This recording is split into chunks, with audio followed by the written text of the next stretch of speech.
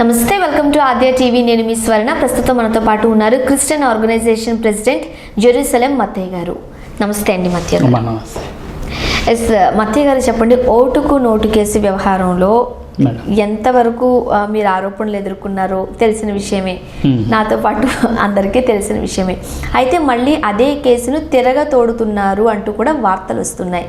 ఒకవేళ నిజంగానే తిరగతోడితే మరి మీ సిచ్యువేషన్ ఏంటి? ముందుగా ఆద్య టీవీ వారికి, మేనేజ్మెంట్కు మరియు మీకు శుభాకాంక్షలు.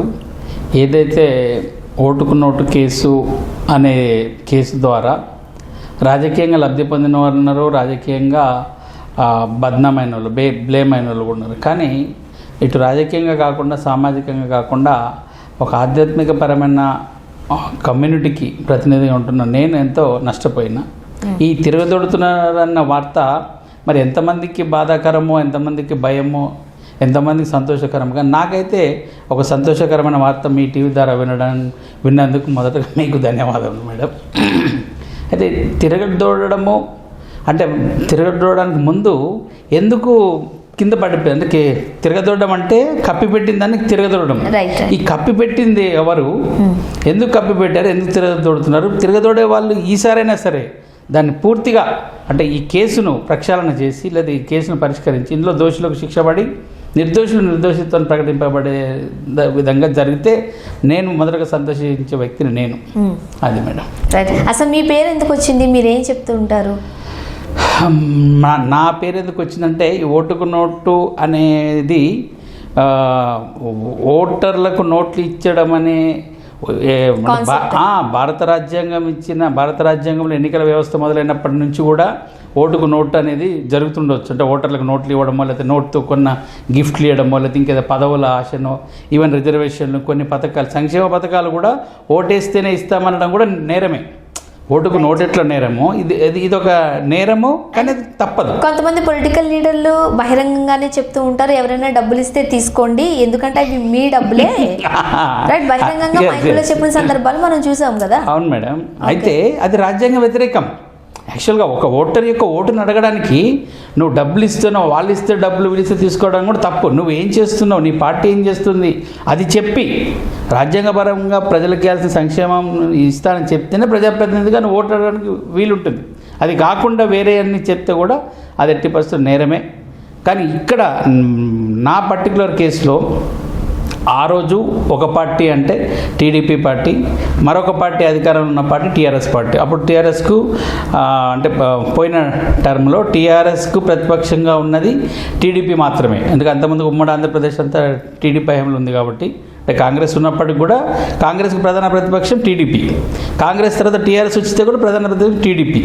ఈ టీడీపీ తెలంగాణలో అధికారం చేపట్టడానికి టీడీపీలో ఉన్న కొంతమంది వ్యక్తులు, మరి టీడీపీ అధినేతకు తెలిసి జరిగిందా తెలియక జరిగిందో కానీ అప్పుడున్న అధికార పార్టీ, అంటే ఇప్పుడు కూడా అదే అధికార పార్టీ టీఆర్ఎస్ పార్టీ ఒక ప్రజాప్రతినిధులకు ఎమ్మెల్సీ ఎలక్షన్లో కొంత డబ్బు ఇచ్చి వాళ్ళకు అనుకూలంగా ఒక ఎమ్మెల్సీ అభ్యర్థిని నిలబెట్టుకొని, అంటే ఎమ్మెల్సీ అభ్యర్థి గురించి మనందరికీ తెలుసు, ఎమ్మెల్యేల సంఖ్యను బట్టి ఎమ్మెల్సీ అభ్యర్థుల ఓటింగు వాళ్ళ ఎన్నిక ఉంటుంది. ఎమ్మెల్యే అభ్యర్థులు లేనప్పుడు ఎమ్మెల్సీగా అభ్యర్థులను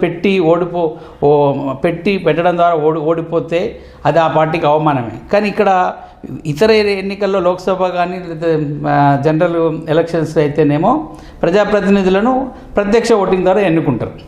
కానీ ఎమ్మెల్సీ ఎన్నికల్లో సీక్రెట్ ఓటింగ్ ఉంటుంది కాబట్టి ఆ సీక్రెట్ ఓటింగ్లో ఎవరైతే టీడీపీ పార్టీ అభ్యర్థి ఎమ్మెల్సీ అభ్యర్థి ఉంటే ఆయనకు టీడీపీ ఎమ్మెల్యేలతో పాటు టీఆర్ఎస్, ఎంఐఎం, కాంగ్రెస్ ఎమ్మెల్యేలు కూడా ఓటేసి రహస్య ఓటింగ్ వేసి గెలిపించే ఒక ప్రొవిజన్ ఉంది. కాబట్టి ఆ ప్రొవిజన్ను, అది అనైతికమా నైతికమా తర్వాత సంగతి. టీడీపీ ఎమ్మెల్సీ అభ్యర్థికి టీఆర్ఎస్ వాళ్ళు, కాంగ్రెస్ వాళ్ళు, ఎంఐఎం, ఇతర పార్టీల వాళ్ళ ఓట్లు తీసుకొని గెలిపించుకోవడం నైతికమా అనైతికమా వదిలిపెడితే ప్రొవిజన్ అయితే ఉంది. అది కూడా రాజ్యాంగబద్ధమైన కాన్స్టిట్యూషనల్ ప్రొవిజన్ ఉంది. కాబట్టి ఆ కాన్స్టిట్యూషనల్ ప్రొవిజన్ను ఉపయోగించుకొని టీడీపీ పార్టీ, అప్పుడు ఉన్న చంద్రబాబుకి కొంచెం ఇన్ఫ్లుయెన్స్ ఉంది, మన తెలంగాణ కొన్ని జిల్లాల ఆధిపత్యం ఉన్న ఇప్పుడు పిసిసి ప్రెసిడెంట్ అయిన రేవంత్ రెడ్డి గారు, ఆయన బంధువు అయిన వేమ నరేందర్ రెడ్డికి ఎమ్మెల్సీగా ఆయన్ను ఎంపిక చేసుకోవడానికి ఒక అభ్యర్థిని నియమించుకొని ఆ అభ్యర్థి ఎన్నికల గురించి, సాధారణ ఎన్నికలైతే ఎవరో ఓటర్స్ దగ్గర వాళ్ళు, ఇక్కడ అట్లా కాదు, ప్రజాప్రతినిధులే ఓటర్లు.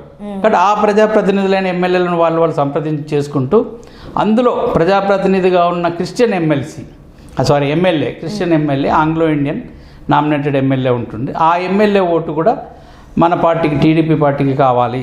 కాబట్టి అటువంటి క్రిస్టియన్ ఎమ్మెల్యేను ఆయన దగ్గరికి వెళ్ళి ఓటు అడగాలంటే ఎట్లా, క్రిస్టియన్ కమ్యూనిటీకి సంబంధించిన కమ్యూనిటీ లీడర్స్ ద్వారా ఈ పని అవుద్దని చెప్పి వాళ్ళు నిర్ణయం చేసుకొని పార్టీ వాళ్ళు, వాళ్ళలో ఆ పార్టీ క్రిస్టియన్ సెల్లు, తర్వాత ఆ పార్టీలో జిమ్మి బాబు అని చెప్పి ఒక దళిత క్రిస్టియన్ నాయకుడు ఉన్నాడు. ఆయన చంద్రబాబుకు చాలా అంటే చంద్రబాబుకు చంద్రదండు అని చెప్పి కోర్ టీం ఉంటుంది, మామూలు పోలీస్ ప్రొటెక్షన్ వాటితో పాటుగా. అటువంటి కోర్ టీంలో జిమ్మి బాబు ద్వారా రేవంత్ రెడ్డి ఒక సమాచారం చెప్పి ఇట్లా పలానా ఎమ్మెల్యేకి ఎవరు పరిచయం ఉన్నారు అంటే మత్తయ్య పరిచయం ఉండవచ్చు, నామినేటెడ్ ఎమ్మెల్యే కాబట్టి అని చెప్పి అప్పుడు నా దగ్గరకు వచ్చి నన్ను పిలిపించడం జరిగింది మేడం. అటువంటి అంటే ఇక్కడ నేనేం చెప్తుంటే టీడీపీ పార్టీ ఎమ్మెల్సీ అభ్యర్థిని గెలిపించుకోవడానికి క్రిస్టియన్ నామినేటెడ్ ఎమ్మెల్యేతో మాట్లాడాలి కాబట్టి ఆ సామాజిక వర్గ ప్రతినిధిగా నన్ను గుర్తించి నన్ను ఈ యొక్క ఆపరేషన్. యాక్చువల్గా ఈ జిమ్మి బాబుకి అలానే రేవంత్ రెడ్డికి ఉన్న పరిచయం ఏంటి, ఎలా తెలుసు వాళ్ళిద్దరు? వాళ్ళంతా టీడీపీ పార్టీ. జిమ్మి బాబు అనే వ్యక్తి టీడీపీ పార్టీలో తెలుగు యువత లేదా చంద్రదండులో ఒక మంచి యాక్టివ్ కార్యకర్త. కాబట్టి ఇప్పుడు రేవంత్ రెడ్డి వాళ్ళ టీంతో పాటుగా చంద్రబాబు ఉన్న టీంలో జిమ్మి బాబు కూడా ఒక ప్రధాన నాయకుడు. ఓకే, సో మీరు క్రిస్టియన్ ఆర్గనైజేషన్కి ప్రెసిడెంట్గా ఉన్నారు కాబట్టి మిమ్మల్ని కాంటాక్ట్ చేయడం జరిగిందా? అసలు జిమ్మి బాబు మీతో ఎట్లా కాంటాక్ట్ అయ్యారు, ఏమని మాట్లాడారు? అంటే జిమ్మి బాబే అంటే టీడీపీ పార్టీలో జిమ్మి బాబు దళిత క్రిస్టియన్ నాయకుడు మేడం.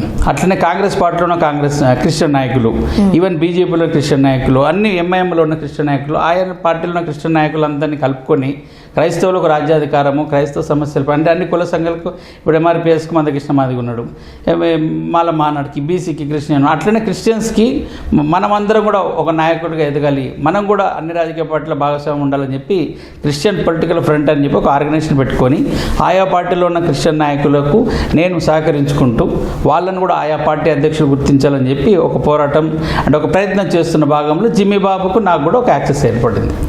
అంతేగాని నేనేదో టీడీపీ పార్టీలో క్రిస్టియన్స్ విభాగమో లేదా పార్టీకి సంబంధించిన వ్యక్తిని కాదు. మీరైతే ఏ పార్టీకి సంబంధించి, బట్ అన్ని పార్టీలో క్రైస్తవ నాయకులతో అనుసంధానం ఉండి ఒక సమస్య వచ్చినప్పుడు, ఇప్పుడు పలానా నియోజకవర్గంలో అక్కడ ఎమ్మెల్యే కాంగ్రెస్ ఉన్నాడు అనుకోండి, ఆ పాస్టర్ల సమస్య, చర్చి సమస్య తీసుకెళ్ళి ఆ ఎమ్మెల్యేతో పరిష్కరింపజేయాలి.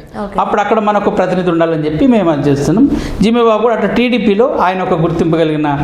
అంటే జిమ్మి బాబు కేవలం టీడీపీకి చెందిన వ్యక్తి మాత్రమే, బట్ మాథ్యూ అనే వ్యక్తి వీళ్ళందరికీ ఒక పెద్ద తలకాయలా ఉండి ఏదైనా ప్రాబ్లం ఉంటే దాని పరిష్కార దిశగా వెళుతూ ఉంటారు.